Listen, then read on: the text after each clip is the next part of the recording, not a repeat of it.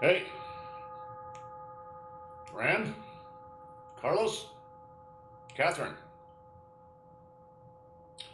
All right, let's do the first section of the form a couple of times just to warm up a little bit. I'll lead the first one. Rand can lead the second one.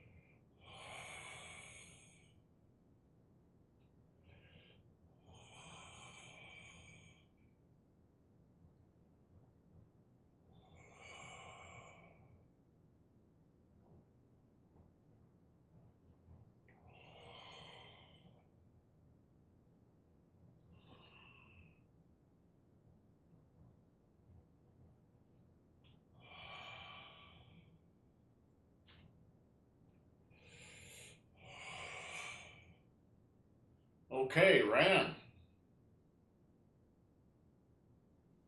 Okay.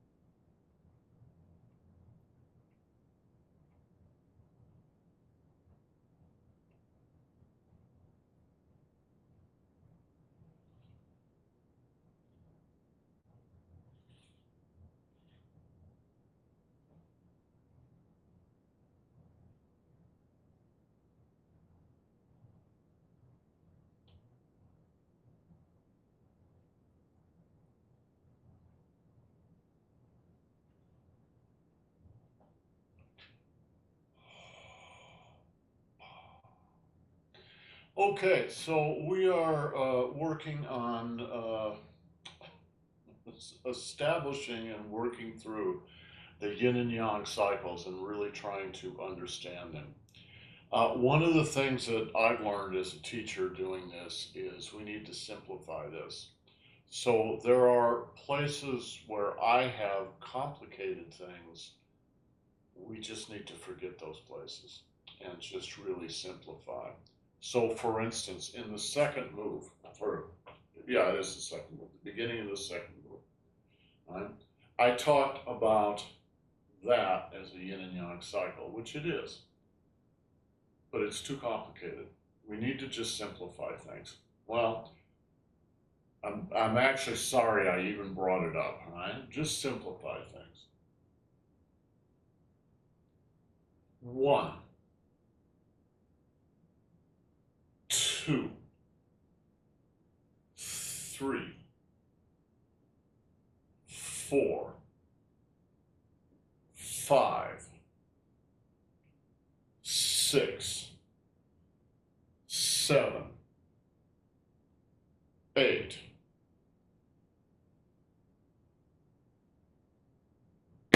nine, for instance. So what I want to do is move this along a little faster than we've been going. Keep it simple. So we're going to identify the yin and yang cycles. Then, so I'll ask each of you to do like part of a move, probably not even the whole move. And then identify the yin parts and the yang parts, and then identify the Peng, Lu, Qi, and An, and sometimes Tsai Lei Jiao Kao, but probably not very much, of each move. If you understand that, now you understand how Tai Chi is actually structured and built. Catherine, I'm not sure what you think about that. All right, so we did this last week, but I'm going to redo the first move as an example, partly because I'm not sure whether Carlos was part of that discussion. So this will bring us all up to the same speed. And then we will go on to moves two. I hope to move 2 and 3 today, right? So suppose I was going to do the first move and I'm going to establish the yin and yang cycles. Hopefully I've been thinking about this, so I actually know what I think. And to repeat what I said last week, I don't want you to do it my way. I want you to do it your way. There are different ways that you can structure music. There are different ways you can structure Tai Chi. All of them are okay, but what I want you to do is to be able to back it up. That's why I want you to do not just a yin and yang cycle, but also what parts are yin, what parts are yang, and where the Peng Lu Ji An is. As long as you can do that, then your answer is good for you, right? So let me do it. All right? Yin and yang cycles. I'm just going to count them out by number. 1, 2, 3, 4. So the first move, I admit, is very easy. Nevertheless, right? So what are the yin and yang cycles? Remember, the yin part of a cycle is winding up. The yang part is hitting. It's just like baseball, right? So yin, right? Wind up. Yang, hit. Yin, wind up. Yang, hit. Yin, wind up. Yang, hit. Yin, wind up. Yang, hit. If you're a little unsure where the yins and the yangs are, means you're not clear about the Shin Yi. You're not clear about the function. So I'm going to do the same thing with just a little more oomph to it. And you can take that idea into whatever move you're working on and see if you can discover where the hits are, right? Yin, yang. Yin, yang. Yin, yang. Yin, yang. Right? That's how it works. Right? Now, like I said last week, we don't do such explosive yangs because it expends too much energy. We're trying to gain energy, not expend it. Nevertheless, you have to know that. In a sense, it's kind of a choice about which end of a magnet you're using. The south end or the north end. All right? The south end brings the energy in, the north end pushes the energy out. So yin brings energy into the body, yang brings energy out from the center of the body out into the world. All right? So again, yin, the energy comes in, yang, the energy goes out. Yin, the energy comes in, yang, the energy goes out. Yin, the energy comes in, yang, the energy goes out. Yin, the energy comes in, yang, the energy goes out. Okay, now this move is actually pretty simple as far as the Peng Lu Jian An goes. Remember, Peng is expansion, and it's expansion from your own center. All right? Your center is right below your navel. All right? Peng is expanding from that center. Usually, because of the way human beings are structured, we think of Peng as going up and outward, but it could just as easily go downward. All right? Watch this hand.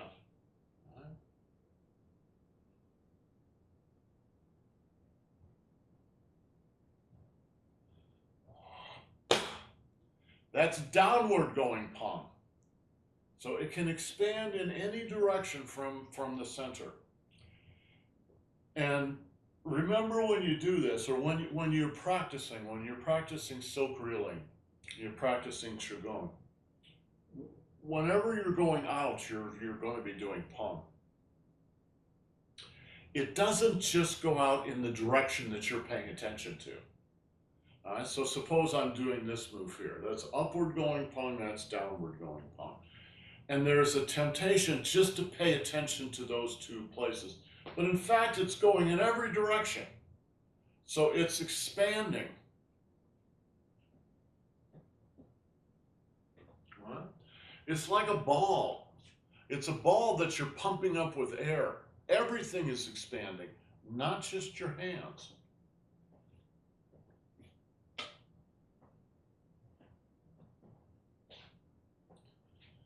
I'm going to do the second move in the form because it's so clear what the parts are. Peng. Peng. Expand. Peng. Imagine you're doing a little sparring, or even just push hands. Maybe better push hands because it's more friendly, so you can pay more attention to things.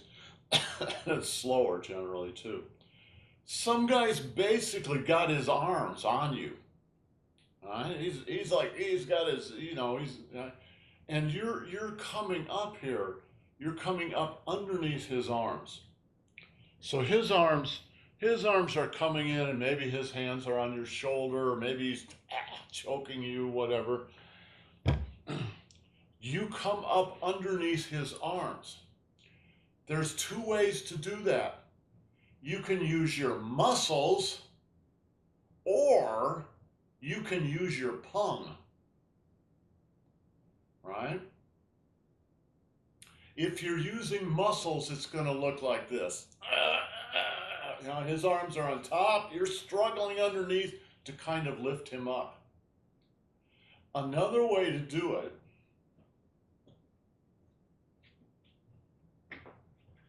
is to bring the ball of your palm up underneath his arms, right? The whole ball of his, it's not just this size, it's huge, right? And then you inflate it. That's the idea of what pung is.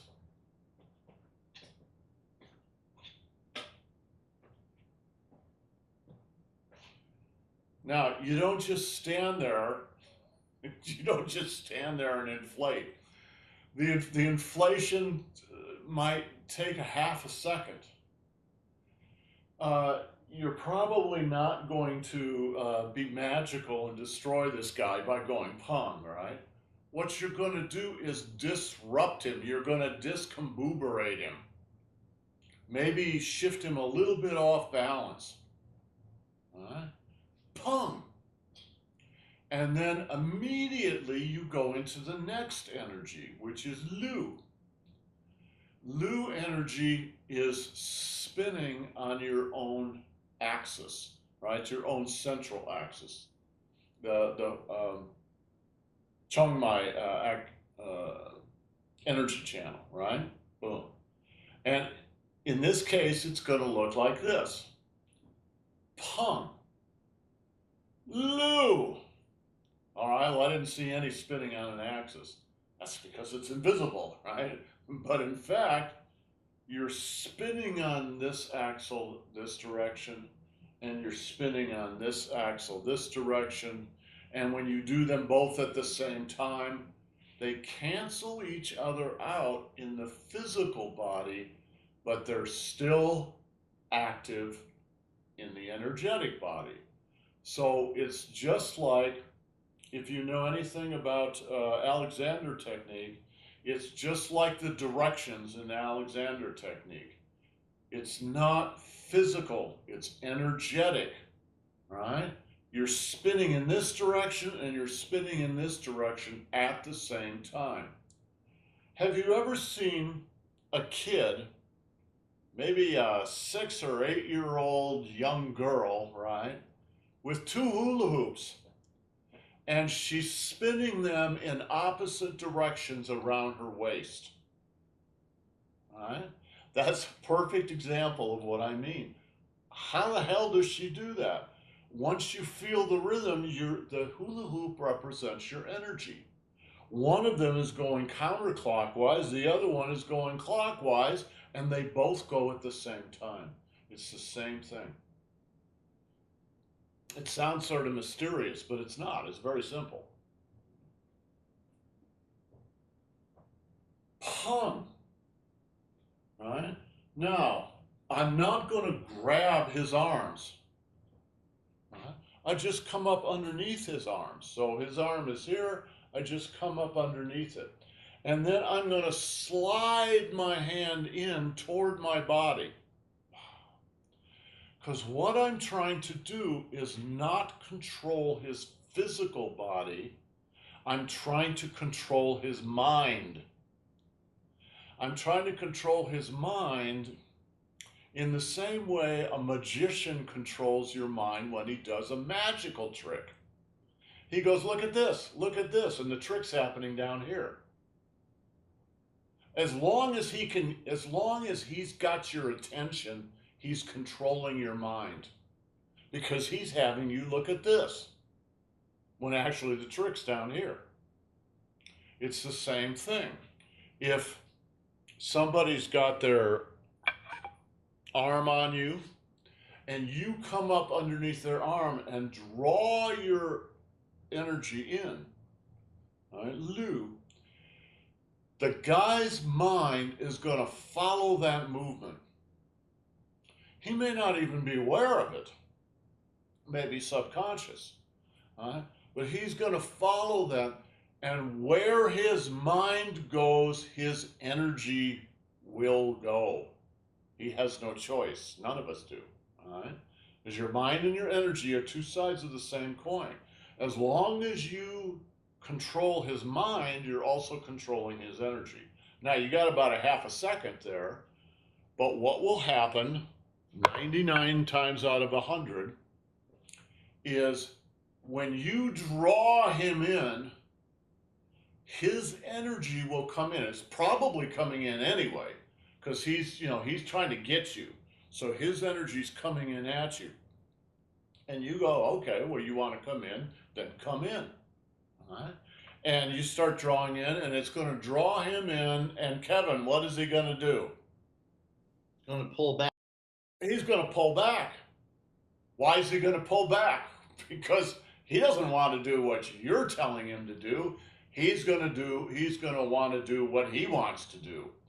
So when you are subliminally telling him, yeah, come in, he's going to go, no, I'm not going to do that, and I'm going to pull back. Now, none of this may be conscious because it's happening like that. But he's going to pull back. If you're well enough trained, when his energy starts to pull back, even before he moves physically, you can feel the direction of his energy change. You can feel it's no longer coming forward, it's starting to go back.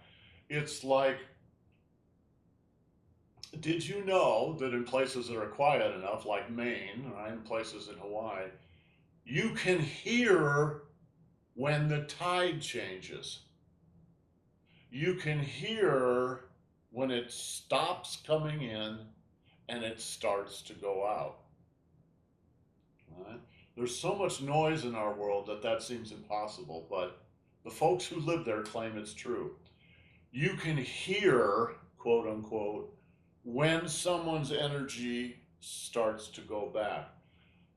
That's when you change from yin to yang. He's changed from yang to yin, so you change from yin to yang. All right? So Peng, Lu, right?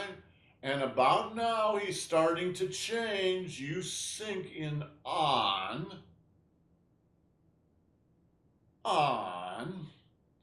Catherine, why do you sink in on here?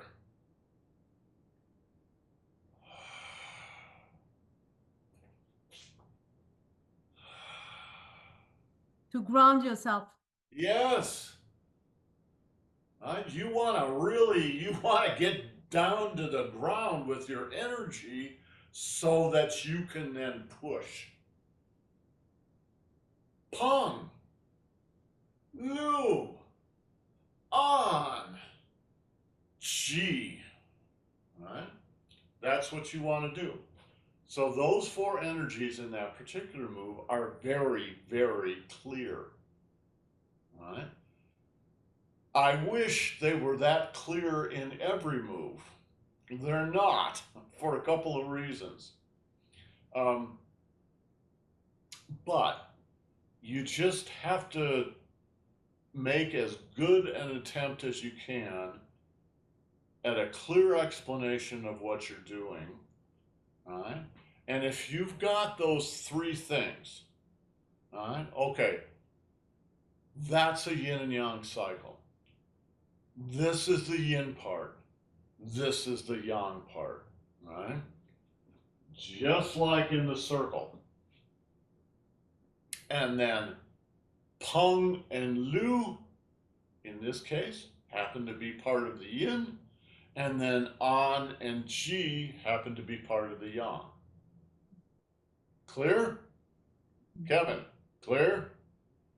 Okay, now you understand the structure hidden inside of Tai Chi. When you go on to the next move, there's a transition. You could say it's a free space, right?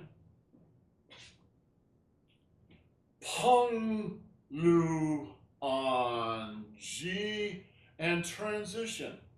What do you do when you transition? There's the transition down to here. From here to here. When you're transitioning, you're relaxing. Just relax. what does it mean to relax? It means to sink. It means to sink into your own center and sink into the ground. So one way to express it is you're regrounding yourself.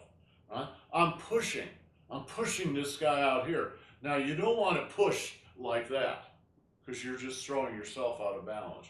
You want to always stay in balance. Nevertheless, that little movement right here is coming back to your own center and to get ready for the next move, which then moves up. All right.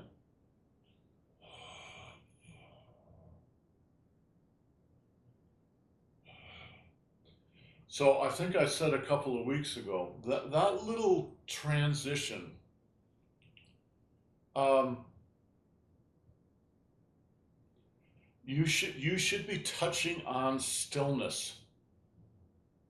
Right? We got all this motion going on, right? Right? And then stillness, and then all this motion, and then stillness, and then all this motion, and then again stillness.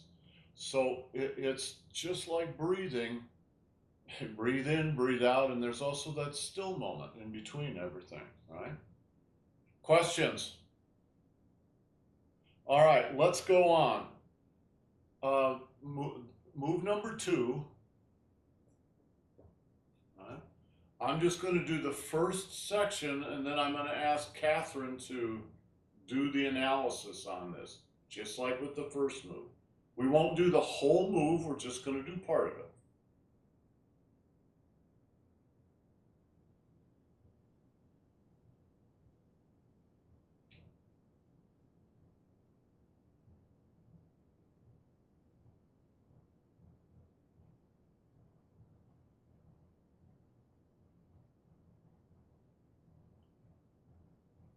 That part of it.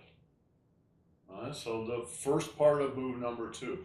Move number 2 is Buddha's warrior pounds the mortar. And it's actually a long, rather difficult move, right? That's just the first part. But Catherine, why don't you take that part, give us the yin and yang cycles, give us the yin and the yang parts, and then give us the Peng Lu Ji and An. All of that. All of that. Wow. Okay.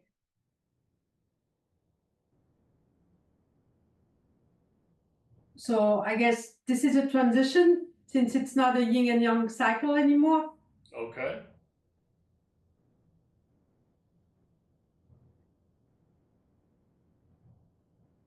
Yin, yang.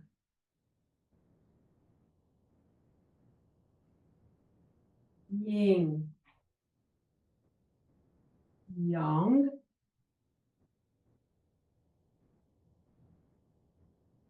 Yin, yang. Yin, yang. Yes, now, the way she did that is actually the way that I do it too. Like I said, there's no necessarily right or wrong. I mean, some of them are so simple, yeah, it's kind of just going to be right or wrong. But some of the moves are fairly complex, and you could interpret them in different ways. It's not important, to my mind, to say that that it's like biblical. It has to be this way. No, it can be a lot of different ways. But you have to be able to justify what your decision is.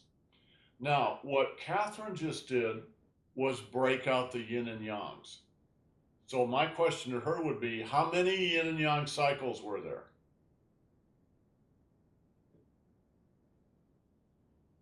1, 2, 3, 4. Yes. Okay, so 4 yin and yang cycles. She's already done the yin parts and the yang parts, although we might ask her to do it again. and then she's going to do the Penglu Jianan. So do you notice anything about this sequence? It starts with the simplest part of it, right? Just the yin and yang cycles, a count of 4. Then you're going to break it down into the yin and yang parts. That's 8. Then you're going to break it down into Penglu, Ji, and An. That's 16. All right? So it goes 4, 8, 16. You're analyzing the moves kind of down to its molecular level. When you know all that, you know the structure. If the structure is not clear to you, it probably means you don't understand the Xin Yi. You don't understand the function. All right? If you don't understand the function, yeah, it's going to get a little, I'm not quite sure what's going on here. That's the value of doing this. Now you know what you don't know, which is much more valuable than not knowing what you don't know. So definitely, I'm There's stuck here because with the Shinyi, it's really confusing for me. okay, and it is confusing. It takes to understand the Xinyi of the form requires study. And it's a study that will take you years, period. It doesn't matter who you are, it will take years. It would take, when Einstein did Tai Chi, it took him years to get to get the Xinyi down, right? But you, by knowing the structure, you know where there should be Xinyi. There should be a function here. I've established the fact this is a yin and yang cycle. Every yin and yang cycle has a function, a martial function. Every martial function is a Xin Yi. Therefore, if you find a yin and yang cycle and you don't know what the Xin Yi is, now you know what you don't know, and you can then figure it out. Now, how do you figure it out? Well, there's a lot of ways to do that. The cheapest way to do it is to ask your teacher, right? The better way to, I'm willing to try, but I'm confused. well, Just, it's not just you, Catherine. It's everybody who does Tai Chi. Let me tell you something, and I think Kevin can back me up on this. 99.99% of classes in America, you will never hear about any of this stuff. You will never hear about Shinji. You'll never hear about yin and yang cycles.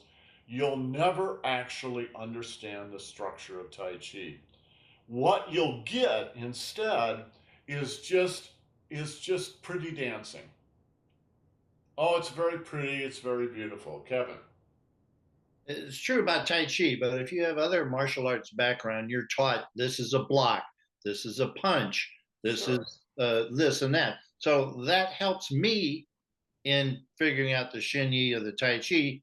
Not exactly how to do it, but I know this is what it's supposed to be. Yes, the wider your experience is, the easier Tai Chi is going to be. So, Catherine, what you're telling me is you've never been in MMA, is that right? You've never worked what? in mixed martial arts, right? So, Catherine doesn't have that experience, all right? So, it's going to be more difficult for her than it might be for Kevin. Well, I mean, that's the way it is. I mean, if you get 30 people in a class, you're going to have 30 different levels of experience. Everybody just has to deal with what they've got. That's your only choice. However, Catherine, I will tell you this. Let's say, Kevin, what was the number we got up to for the whole form? Like 180, something like that? Yeah, something like that. So we've actually gone through this form before. I don't know who of you were here and who of you were not. There are, let's say, 180 yin and yang cycles in this short form. which means there are 180 martial applications, and you need to know every single one of them. And you go, oh my God, I have to memorize 180 of these? Well, it's not as bad as it sounds. Because what happens as you gain some experience in this, you realize, well, they're not 180 completely separate and different things. They're 180 versions of maybe about a dozen functions. So, like Kevin was saying, blocking, throwing, etc. All right, and something might be a block on one side. Well, then it's a block on the other side too. They're actually the same thing. One's just to the left and one's to the right. After a while, you say, "Oh, okay. Well, it's the same thing. It's just on the other side." All right, or maybe it's down. All right, or maybe it's up, but it's actually the same thing. And so you start to realize this is actually simpler than it looks. It doesn't mean it's simple, but it's simpler than it looks anyway. Okay. Um, so, Catherine, let's just start your section to move over again and do it in this sequence. First, the count 1, 2, 3, 4. Second, the yin and yang cycles. Third, Peng Lu and Jianan. Go. So I start again from the beginning. From the beginning. Okay.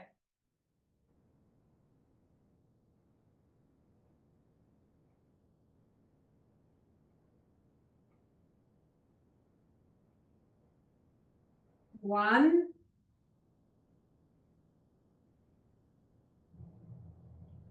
two,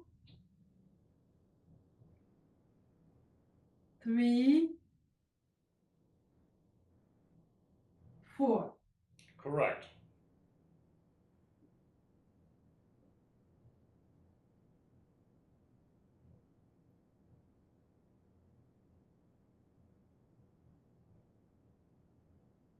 Yin,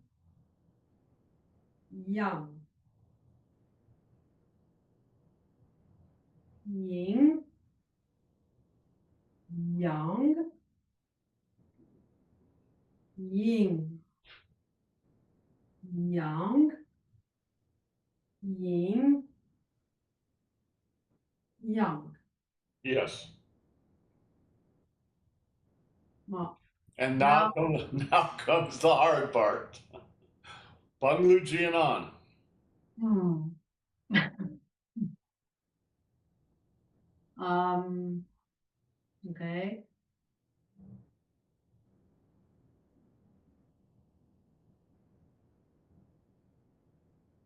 This is the transition. Yeah.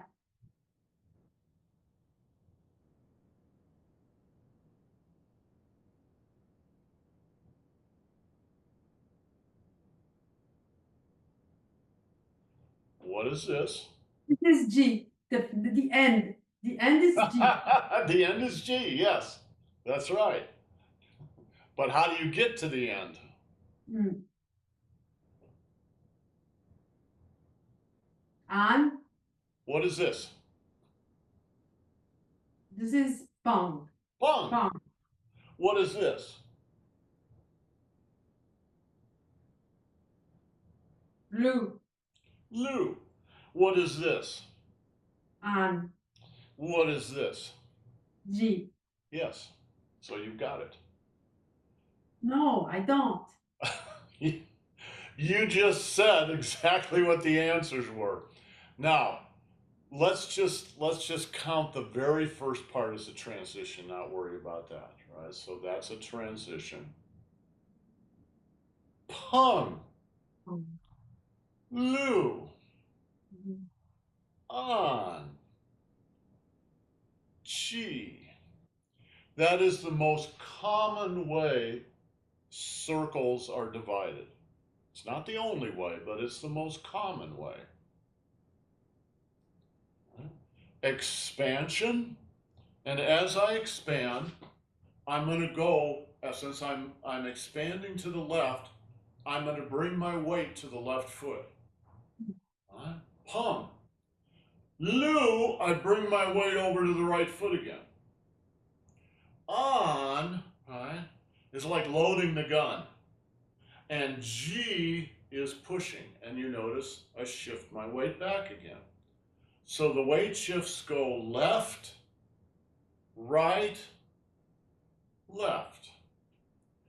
Pum, Lu, on, Chi. Now, not all circles, but almost all circles will follow that same pattern. So again, here's where it's much simpler than it looks, Malcolm, because almost all circles follow that same pattern. Right? If I was doing just the opposite, pum, lu, on, chi to the other side. When you do Qigong exercises or silk reeling exercises, look for that, because they're all composed of those same circles. That's what you're practicing is when you do silk reeling or you do the Qigong, right? You're practicing things kind of down at the molecular or the atomic level. You're just getting that function into the body.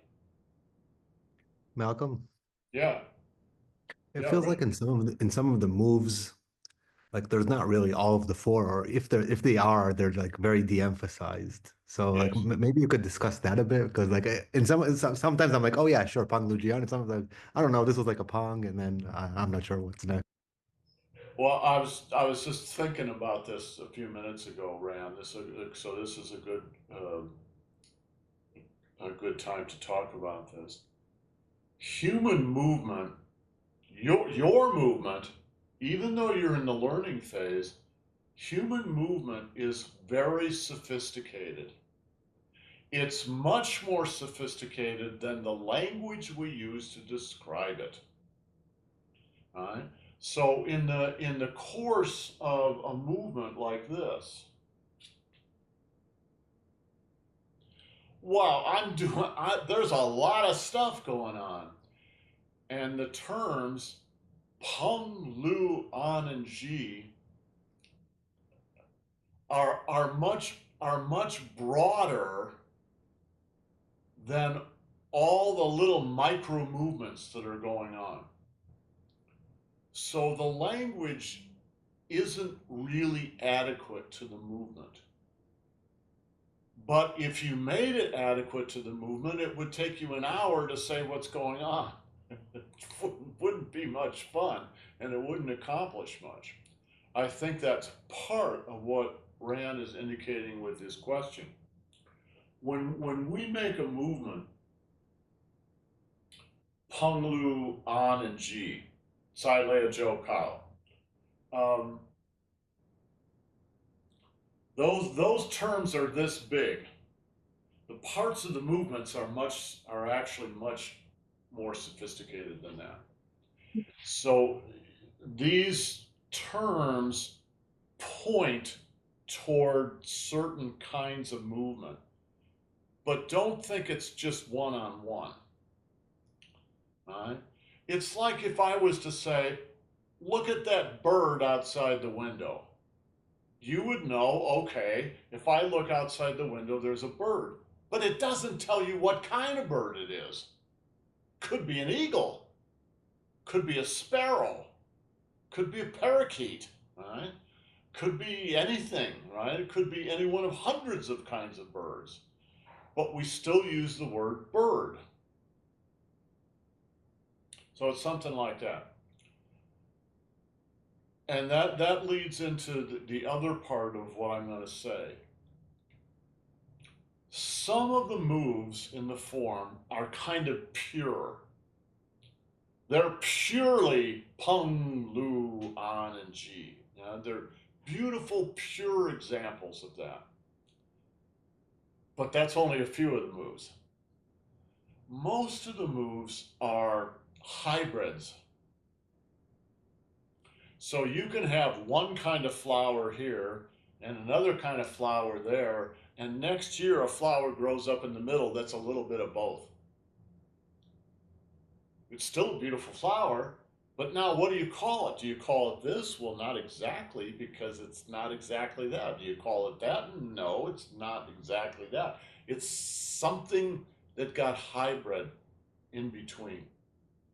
And there's a lot of that going on in the form. Yeah, for example, the second move after the one I just did, the second part, where you do that, you don't have the four energies in it. Do There you? may not, that's right, there may not be all four energies in there.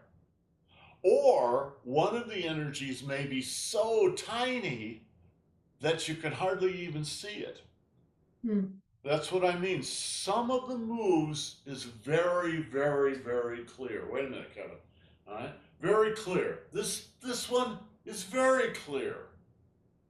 Pong, Lu, on, Chi. Okay, well, you can't get more clear than that. It's a perfect example, but they're not all perfect examples.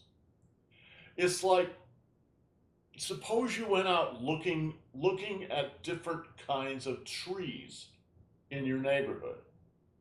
And in somebody's lawn is a beautiful oak tree. It's got lots of space around it. It's grown perfectly. It's a gorgeous tree.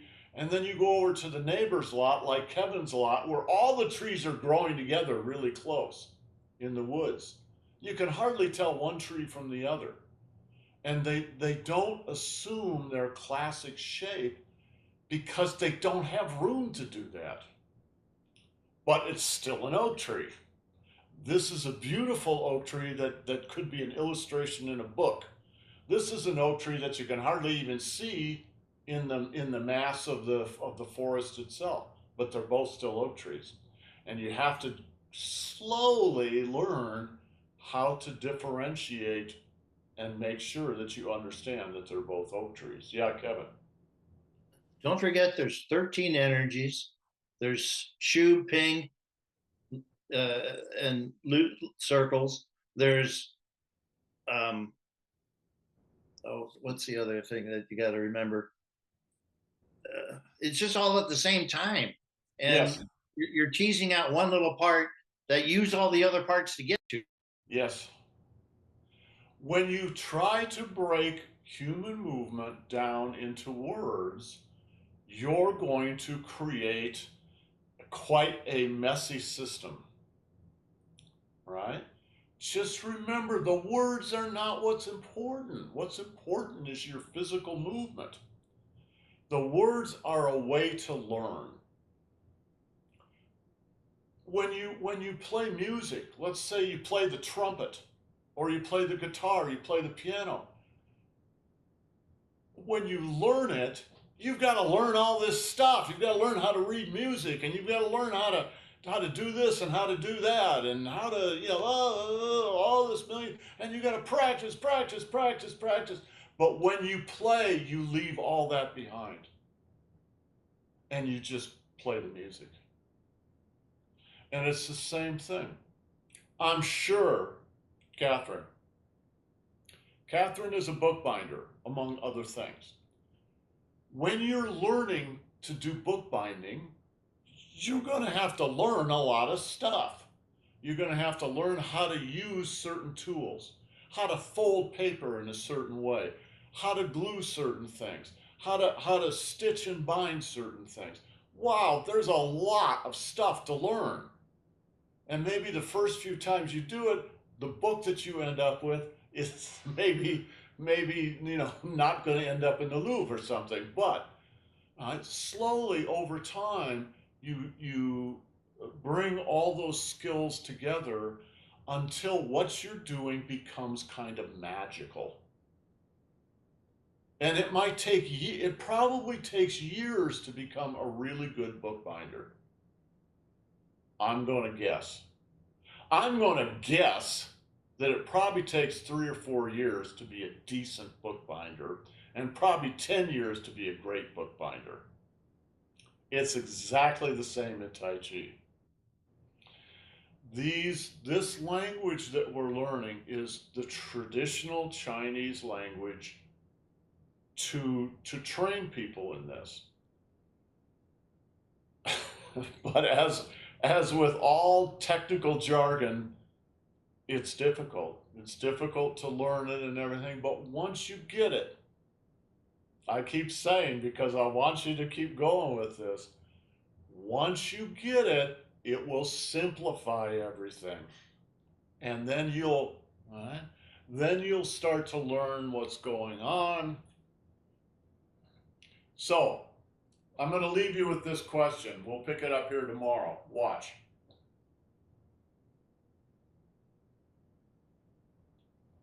What is that? What is that? Two functions, two Xin Yi. All right? We'll pick it up tomorrow and talk about it. Okay, guys, have yourselves a great day. We'll see you tomorrow. Ciao.